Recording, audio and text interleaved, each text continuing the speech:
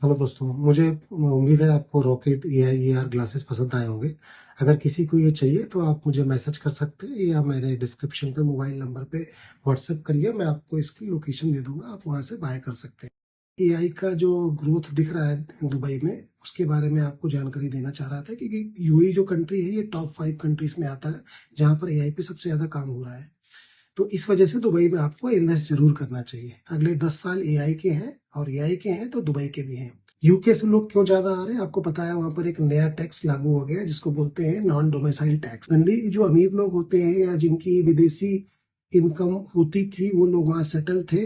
अब उनको विदेश में होने वाली कमाई पर कोई टैक्स नहीं देना पड़ता था। अब उनको नया टैक्स में रिजीम में ये टैक्स देना पड़ेगा, जो कि है 45%। इसके अलावा उनको 40% इनहेरेंस टैक्स भी देना पड़ेगा। इस वजह से जनता वहां से मूव कर रही है, और इस साल 10,000 के ऊपर लोग आने की उम्मीद है। तो इसलिए Dubai is still rocking. Please come to Dubai.